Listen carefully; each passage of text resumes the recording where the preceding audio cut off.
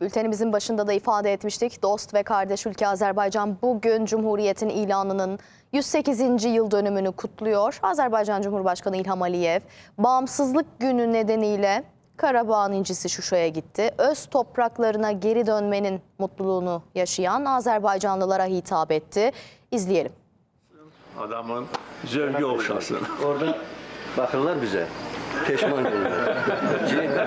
Bir bakırdık, bəli. İndi deyirlər ki, günah özlərindədir. Yaşayırdılar, hər şeydə yüzədir. Ben Laçınlarla görüşende Laçın şehrine biz ilk geçmiş günleri qaytaranda hele oturmuştum, hele düz hele bu mənzərə gözümün qabağında dedim ki bilin ha biz sizi görürük. Özünüzü yaxşı aparın. Allah şurada. Hoş geldiniz. Tebrik ederim. Aynı şekilde birlikte burada bu güzel manzarada.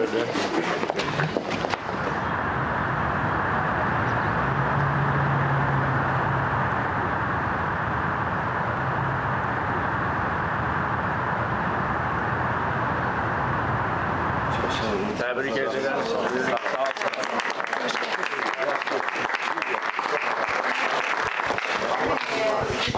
Qurban Bayramı münasibətilə, müstəqilliyimiz münasibətilə təbrik edirəm. Azerbaycan Cumhurbaşkanı Aliyev gördüğünüz gibi halkla bir araya geldi. Orada önemli açıklamalarda bulundu. Bağımsızlığın büyük bir nimet olduğunu ifade etti. Kaderimizi kendimiz belirliyoruz dedi. Ulusal çıkarları da koruyoruz dedi. Böylece bağımsızlığın önemine de vurgu yapmış oldu. İfade edelim, Azerbaycan'da Cumhuriyet'in ilanının 108. yıl dönümü kutlanıyor.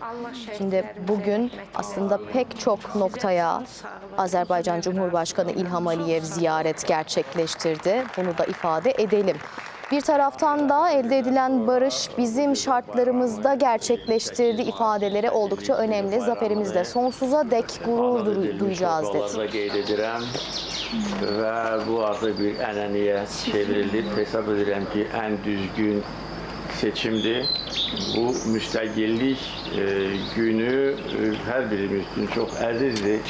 Amma o da faktdır ki, o vaxt 1918-ci ildə əldə edilmiş müstəqillik cəmi 2 il çəkdi. Onu o vaxt saxlaya bilmədik, əlimizdən alınmışdır. Və ondan sonra 70 il, yəni müstəqil dövlət kimi yaşamadıq.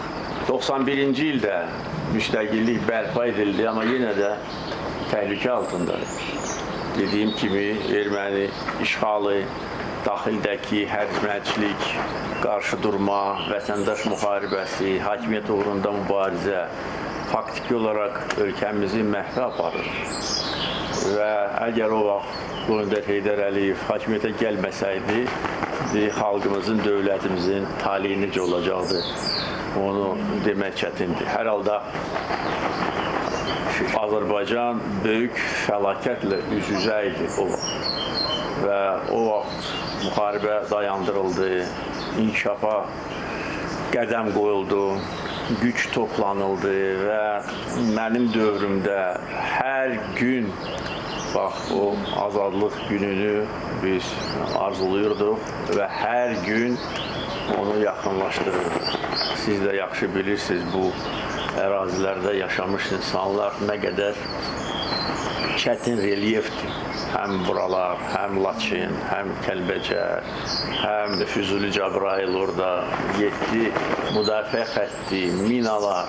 Yəni bizim qəhrəman övladlarımız sinələrini qabağa verərək, özlərini qurban verərək o xəttləri yardılar və cəmi 44 gün ərzində biz Ermənistanı kapitulyasiya aktına imza atmağa məcbur etdik. Nə ondan qabaq, nə də ondan sonra bu dərəcədə mütləq qələbə olmamışdır.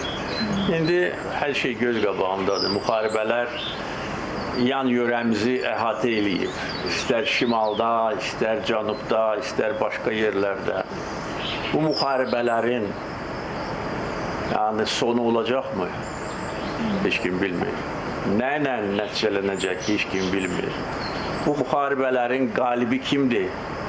Onu da demək çətindir. Hərə deyir ki, mən qalibəm. Allah dövlətimizi qorusun, sizi qorusun. Amma bizim qələbə elə mütləq qələbə idi ki, burada artıq şək-şübhə qalmadı. Bayrağımız da Şuşada qaldırıldı, ondan sonra Xankəndidə qaldırıldı və düşmən torpaqlarımızdan qovuldu. Ermənistan ordusu tamamilə darmadağın edilmişdir və bugün biz rahat yaşayırıq, qalib xalq kimi və qalib dövlət kimi böyük qürur mənbəyidir. Və qısa müddət ərzində belə bərpa quruculuq işləri aparmaq, bu da xalq üçündür. Yəni ki, insanlar tez qayıtsınlar, rahat yaşasınlar və burada, necə deyərlər, özlərini çox rahat, təhlükəsiz hiss etsinlər, qrup yaratsınlar, uşaqları böyütsünlər, ağbirçəklərə qulluq etsinlər və həyatdan zövq alsınlar. Siz buna layiqsiniz. Siz 30 il əzab, əziyyət içində yaşamısınız. Bundan sonra ancaq xoşbəxt həyat olmalıdır. Çok sağ olun. Təbrik ederim.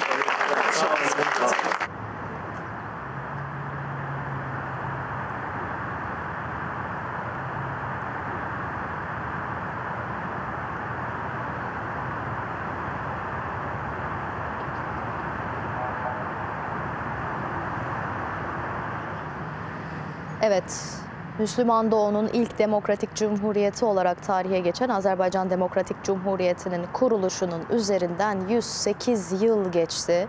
28 Mayıs 1918'de Mehmet Emin Resulzade liderliğindeki Azerbaycan Milli Şurası tarafından ilan edildi bağımsızlık ve yalnızca aslında Azerbaycan için de değil, bütün Türk ve İslam dünyası için de elbette tarihi bir dönüm noktası oldu.